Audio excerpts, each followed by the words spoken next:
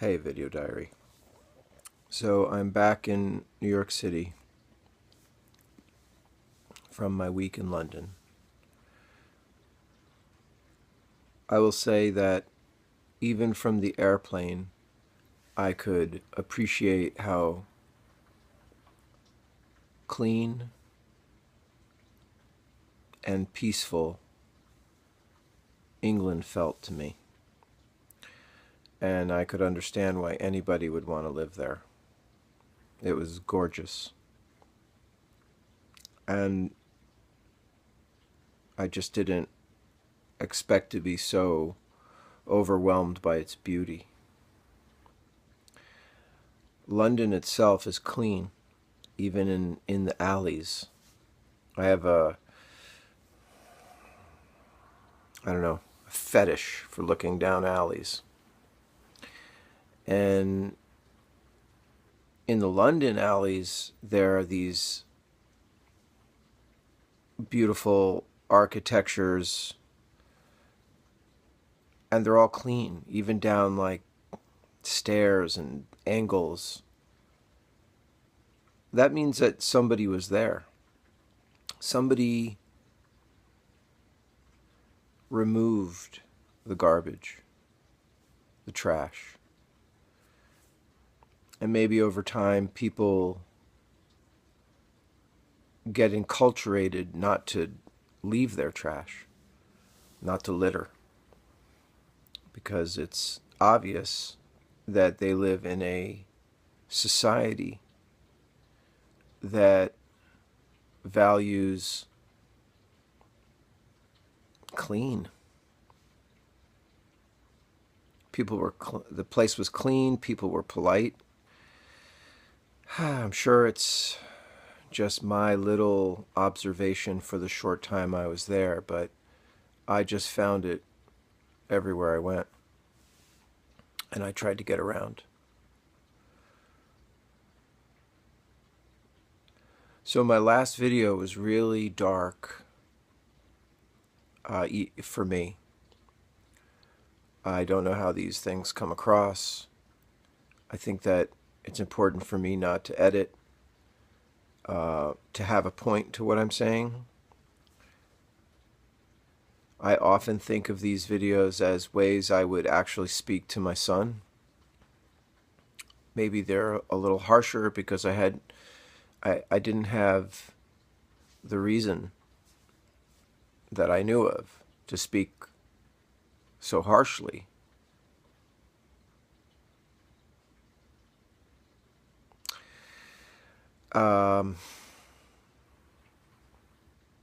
I think of some of the parents who dealt with their addicts for years and years. Brothers, siblings, who dealt with 10, 12 or plus years of scary behavior, of near death every couple months type behavior. And then also the cleaning up, the excitement of the hope of them pulling it together to, it's a roller coaster, at least from my perspective when I hear their stories. When you're in it, you think this is a bad time, this is a good time. And usually you only know it's a bad time when something bad has happened. And that bad time has probably been happening, for a while. It's just culminated in some, shit show.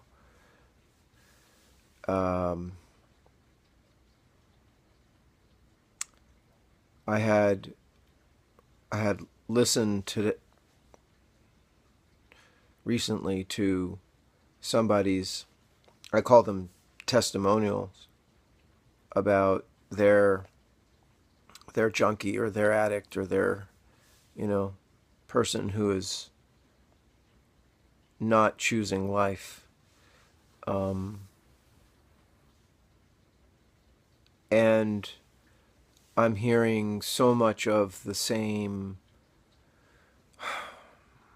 desire to help, and also futility, the repetition of their behaviors or the negation of their gains. I mentioned that I had this with this homeless guy I was helping, that it was like a rubber band, that every time he positioned himself to be in a different place in his life, he would snap back to almost the lowest place that he was, and he couldn't help it. And I mean, I pointed it out to him, but to what degree he truly owned that and recognized it, I'm not aware of, because at a certain point I had to be like, this isn't something I can do, and I needed to turn my attention. Plus, he maxed me out. I reached a point where I was like, this is bullshit. I'm being used. Ever feel that way? Other people have difficulty understanding how sometimes a parent, a person that's like by nature programmed to protect and nurture their children, people are shocked when a parent, excuse me, reaches the end of their rope, and they sometimes maybe do this too soon for selfish reasons, but sometimes they do it too late because of wishing for something that won't happen. That being that their junkie child or mate or whatever will get it together. That won't happen just because they want it to, or they're trying to help them. The only way that's going to happen is if a person just gets, sick of themselves, sick of their bullshit, sick of their equivocations. The word for lie in Spain, in Spanish, is equivocación, equivocation. And I sometimes think of that as tap dancing, we're like, oh, it's not this, but it's this, or, you're not seeing the whole picture. I was hurt and I was, depressed, and I had this thing happen, or someone broke up with me, or I lost my job. And all of that is part and parcel of the mind projecting a way of living, a way of seeing life. If you project a different picture of how life should be, you can change instantly.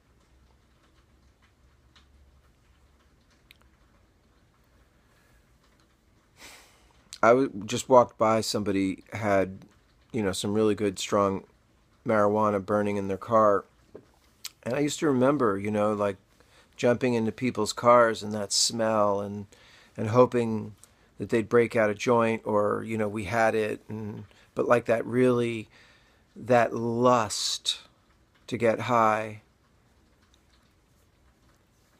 and, smoking a really strong joint was the extent that I could handle in, while you're driving or on the way to a gig.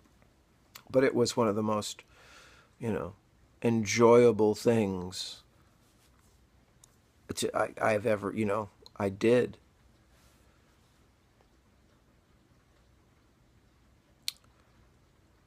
But I did reach a point with marijuana where I couldn't stop, and I went to Marijuana Anonymous meetings. It reached a point where I was challenged in myself to say, marijuana is at least habit forming enough that I can't give it up. And I had a lot of people in that MA, which is a 12-step thing, and sometimes I hear junkies say, well, I don't believe in 12-step stuff, and I just want to say to you, like, I didn't believe in it either, I just used it. I also read the big book written by the first guys who started AA. Read that book, and you'll believe in AA, because there's nothing to believe in. It's a process that works for some people. And you don't need to believe in God. Your higher power could be yourself, could be the group. You don't need to get hung up on that. What you need is to not make excuses for why you're not getting clean, just for yourself. If you want to continue to be, a stoner and not get your life together, or worse, a drug addict, somebody who's doing that every day, that's absolutely unsustainable. And it really doesn't matter how much pain you're in. I've been in pain, I've used painkillers, and it usually lasts 2 to 3 days at the most. It doesn't last 2 to 3 weeks. You don't form a habit unless you want to. My opinion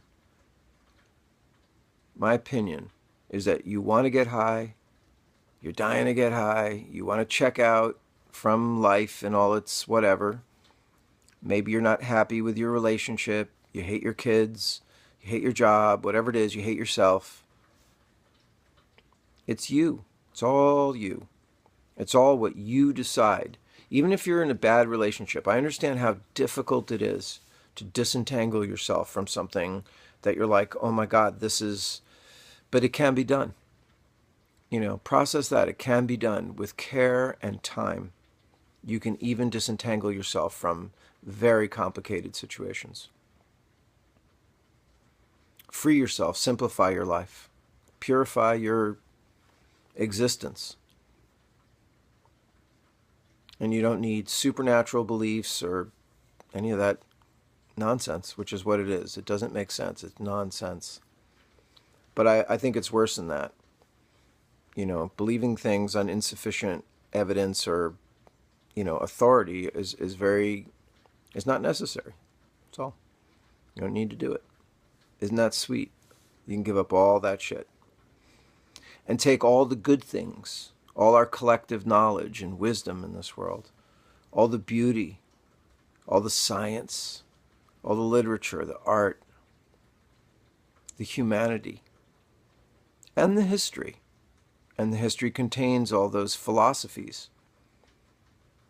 Take everything good, discard everything bad. Once you realize that it's all processed through your mind, and that all these ideologies were created by us, is there something divine or, I don't know, connecting everything? Possibly.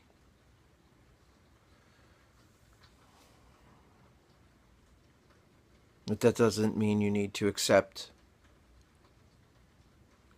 things on bad evidence, revelation. You just need good reasons. I don't know why people don't want to live. And that's what it is. Like, why would Forrest want to shoot up heroin and spend, even the last 2 months of his life being a junkie? He took pictures of himself.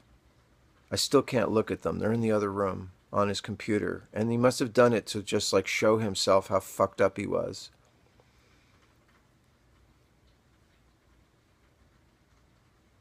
I don't know what to think. But this is a bad thing, just straight up. And you will die. And the world won't give a shit. The world will move on. I already know that in my own life, this pain that I feel, this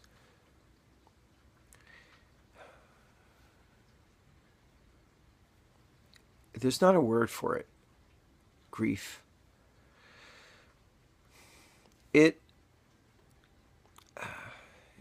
No one can shoulder that with me or for me, or convince me that my life, or life, what of it I have to live, is worth it if I don't do that. And I have been struggling with that sometimes. A few times I was like, my life isn't worth living without my son. I felt that a few days ago. And I mean, when I feel that, it is scary because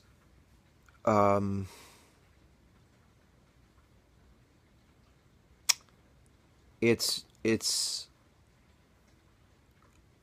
a rational place to be. It's just as rational as me trying to accept this tragedy for what it truly is, or like, have it as I continue to live. And for me, living is not just driving myself into the next consumer product, or maybe it is, but I mean, I want to get better. I want to do great things.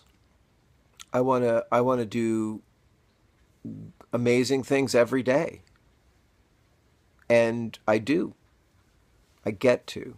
But I don't get to because I was born for, into it. I just insist upon it. And most people have so many excuses by why they can't, why they can't be awesome.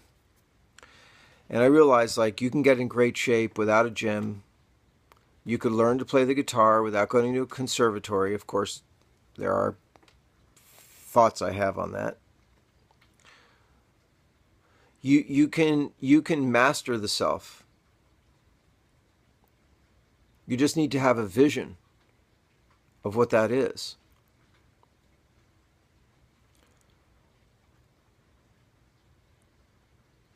And people have done that in prison, while they were locked down. Mastered themselves.